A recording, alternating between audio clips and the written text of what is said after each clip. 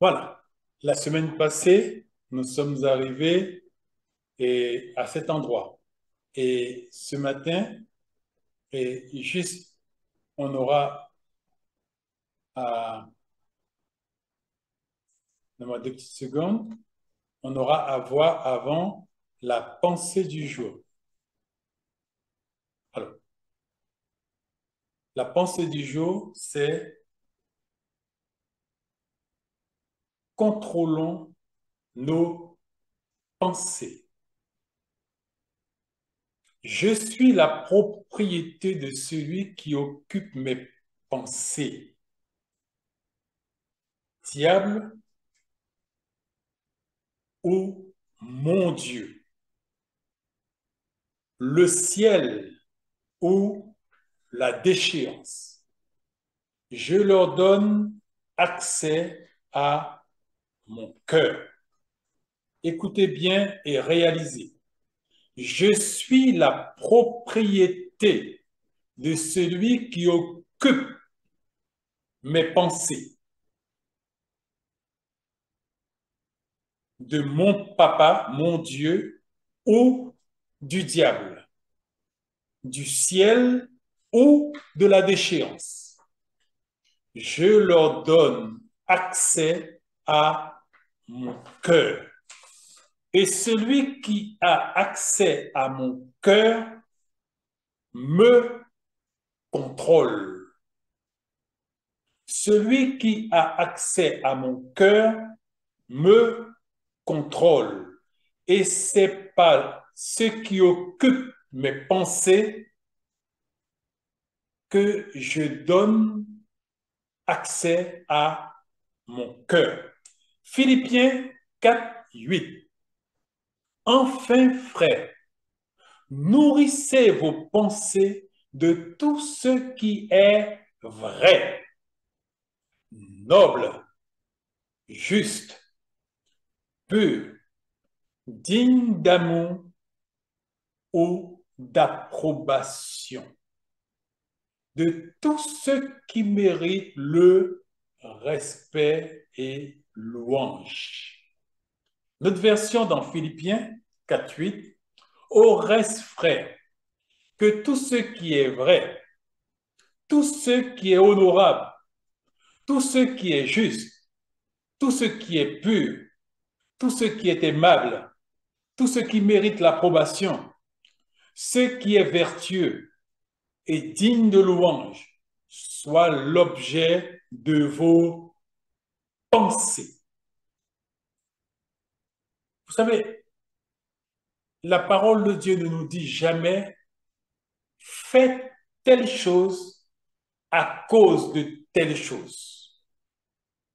Car ce que Dieu recherche, c'est pas que nous comprenons ce qu'il nous dit. Ce que Dieu recherche, c'est que nous obéissons à ce qu'il nous dit. Nous n'avons pas besoin de connaître les conséquences de la non-obéissance à ce que Dieu dit pour pouvoir obéir. Ce n'est pas l'obéissance. Ce que nous avons besoin de savoir, c'est que notre Dieu nous aime, notre Dieu nous chérit. Et tout ce que Dieu nous demande, c'est pour notre bénédiction, notre réussite, notre joie et notre victoire.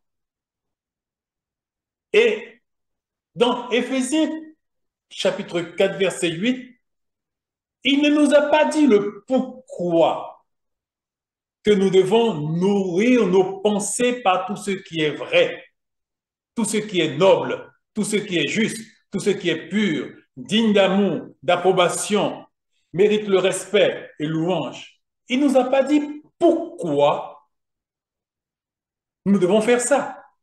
Il nous a dit, voici ce que nous devons faire.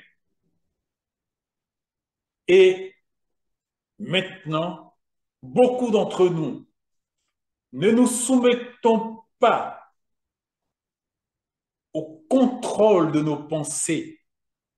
Dieu, dans sa grande grâce et miséricorde, nous dit, Voici les conséquences de pensées vagabondes,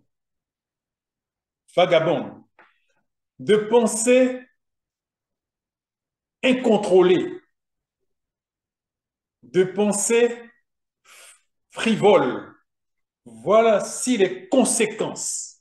Je suis la propriété de celui qui occupe mes pensées. Si c'est Dieu, je suis la propriété de Dieu. Si c'est le diable, je suis la propriété du diable. Comment puis-je savoir par mes pensées qui me contrôle? Simple. Il est dit enfin, frère, au reste, frère, que tout ce qui est vrai, que tout ce qui est honorable, tout ce qui est juste, ce qui est pur, etc., etc., soit l'objet de vos pensées.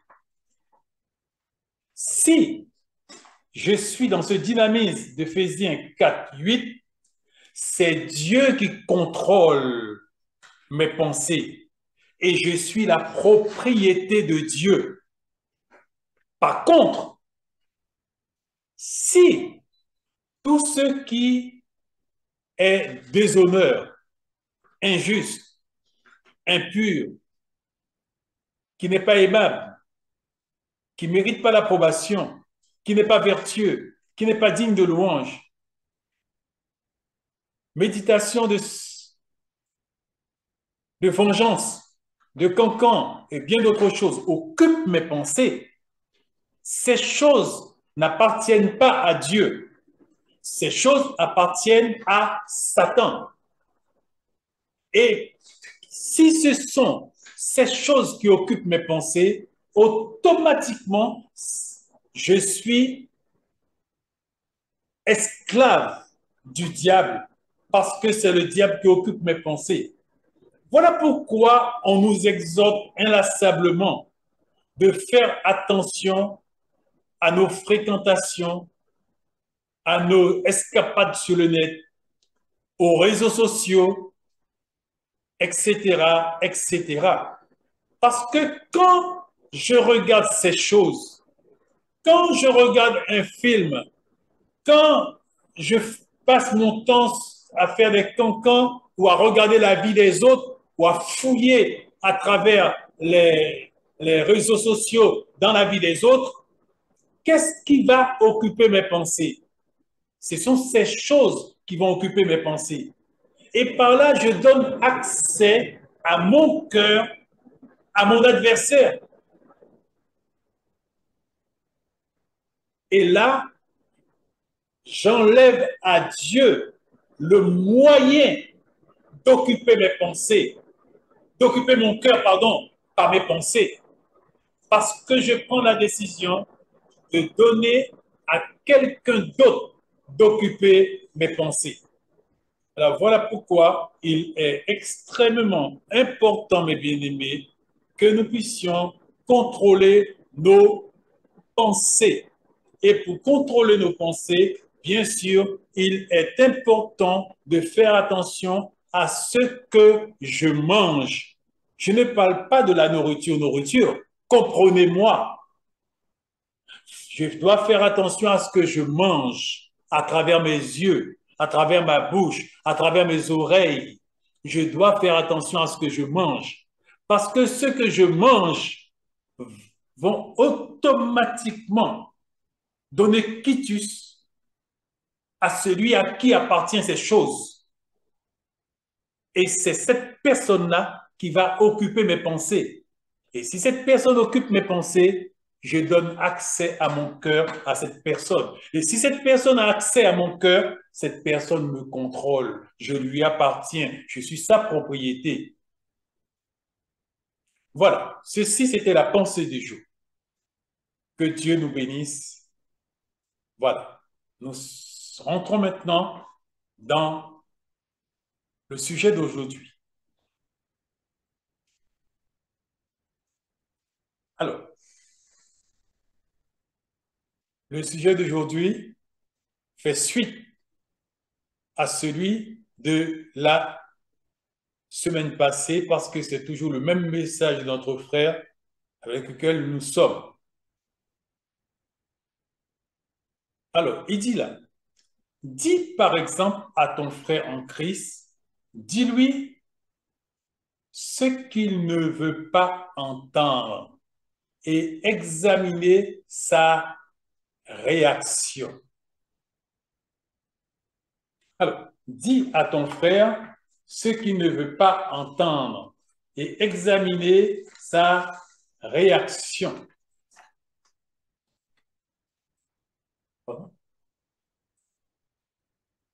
Et examine sa réaction, tant pour moi.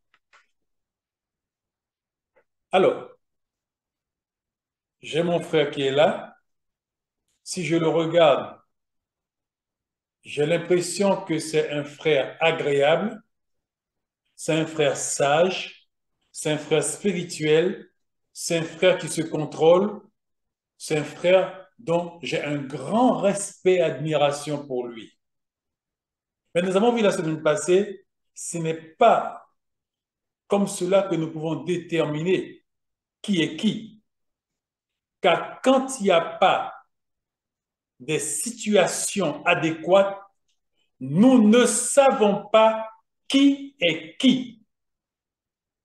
Et Dieu, dans sa démarche, veut toujours que chacun d'entre nous puisse savoir réellement qui il est. Alors, maintenant, comment puis-je savoir qui je suis? Eh bien, Dieu, bien souvent, va mettre en place des situations, des circonstances où il va faire sortir des choses folles, des choses euh, difficiles à comprendre. Et il va mettre à cœur à un frère de pouvoir venir me dire quelque chose que je ne veux pas entendre. Et là, le frère va venir, il va me le dire. Et notre frère dit, examine sa réaction. Sa réaction te dira s'il est vraiment né de nouveau. Pourquoi? Eh bien, la Bible est formelle. Il dit, si on te frappe sur la joue gauche, présente la joue droite. Si on veut prendre ton manteau, donne encore ta tunique. Si on ment sur toi, tu acceptes et tu remets cela à Dieu. Ne vous vengez pas vous-même, ne faites pas justice vous-même. Voilà le standard biblique pour les enfants du Seigneur. Ceux d'entre nous qui nous disons nés de nouveau. Alors vous comprenez que, à la lumière de ces choses, nous avons encore du travail pour jusqu'à la fin de nos jours sur nous-mêmes. Alors maintenant, si un frère, une sœur vient, ils me disent ce que je ne souhaiterais pas entendre sur moi de négatif, fondé ou infondé. Là, le frère va et dit, sa réaction va te dire s'il est vraiment né de nouveau. Car s'il est né de nouveau, il va réagir selon le standard de la parole. Maintenant, s'il n'est pas né de nouveau, il va réagir selon ce qui le contrôle, ce qui est maître de lui, ce qui le domine, selon sa nature. Il va réagir en rapport et en fonction. C'est pour cela que je vous ai dit que vous et moi, nous avons encore un grand chantier, beaucoup de travail à faire sur nous, ce jusqu'au jour de notre départ, car nous sommes conscients du volume de travail qu'il y a encore à accomplir. Notre faiblesse se cache là où il n'y a pas la chaleur de l'épreuve et de la tentation. C'est-à-dire que le péché se cache là où il n'y a pas la chaleur de l'épreuve, de la tentation, des différents tests que Dieu envoie. Vous savez, avant qu'Étienne ne soit lapidé, Étienne était considéré comme un chrétien exemplaire. Quand ils se sont emparés injustement d'Étienne en fomentant des cabales et en produisant des faux témoins, ils se sont emparés d'Étienne et ils l'ont mis devant ses accusateurs et ses juges. La réaction d'Étienne a prouvé qu'Étienne était né de nouveau. Pendant qu'il lapidait Étienne, Étienne nous a prouvé qu'il est né de nouveau. Parce qu'au lieu de maudire ceux qui ont menti sur lui, ceux qui l'ont mis en accusation et ceux qui le tuaient à coups de pierre, au lieu de les maudire, Étienne priait pour eux et Étienne les bénissait. Là, puisque Étienne avait donné sa vie réellement à Christ et qu'il était effectivement né de nouveau selon le standard biblique, parce que beaucoup d'entre nous, nous sommes nés de nouveau selon le standard religieux. Ça ne tient pas. Nous pouvons savoir que ça ne tient pas si c'est le standard religieux, puisque quand la chaleur de l'épreuve vient, nous réagissons comme un païen, nous parlons comme un païen, nous regardons comme un païen, tout est comme un païen. Ne mentons pas à nous-mêmes. Si nos réactions nous disent que nous ne sommes pas ce que nous pensons être, cherchons à être ce que nous voulons être. Mais ne continuons pas à nous mentir, car arrivé devant le trône, notre vraie nature ne pourra plus se cacher, parce que c'est Jésus lui-même qui va nous dire ce qu'il pense de nous. Et si nous nous sommes cachés derrière le voile de la conversion, de la nouvelle naissance qui n'a jamais été réelle, car les fruits, les réactions, les comportements que nous avons eus nous interpellaient et nous disaient, écoutez, tu n'es pas vraiment converti, tu n'es qu'un religieux, car tu n'es pas en mesure de réagir comme la parole le dit. Le standard, c'est si on te gifle sur la joue gauche, tu dois présenter la joue droite. Si on prend ton manteau, tu dois nous donner encore ta tunique. On ne nous demande pas d'arriver là du jour au lendemain, mais on nous dit voilà l'objectif. Et vous et moi, nous devons nous engager toute notre existence à nous battre pour atteindre cet objectif-là. Si Dieu nous trouve en train de nous battre pour atteindre cet objectif-là, nous avons gagné. Mais si nous sommes en train de nous justifier, ah oui, nous sommes un bon chrétien, ah oui, et nous sommes un vrai chrétien, ah oui, nous sommes nés de nouveau. Et chaque fois qu'il y a une situation, cette situation nous met en difficulté par rapport à nos réactions, nos comportements. Ne mentons pas contre la vérité. Acceptons de voir la vérité en face sur nous-mêmes. Alors, pourquoi Dieu utilise de telles méthodes? Parce que notre faiblesse se cache là où il n'y a pas la chaleur de l'épreuve et de la tentation. C'est-à-dire que le péché se cache là où il n'y a pas de Trafalgar, là où il n'y a pas de difficulté, là où tout va bien, le péché se cache. Si vous êtes vraiment né de nouveau, dans ce cas, laissez la tentation venir. J'ai mis une petite note perso, 1 Corinthiens 10, 13. Les tentations qui vous sont assaillies sont communes à tous les hommes. D'ailleurs, Dieu est fidèle et il ne permettra pas que vous soyez tentés au-delà de vos forces. Au moment de la tentation, il prépare le moyen d'en sortir pour que nous puissions y résister. Je veux dire que vous et moi, peu importe les situations auxquelles nous pouvons faire face, Dieu dit, tu es ma fille, tu es mon fils. Ces choses sont sous contrôle. Ni vous, ni moi ne sommes censés échouer. Parce que Dieu nous dit, c'est sous contrôle.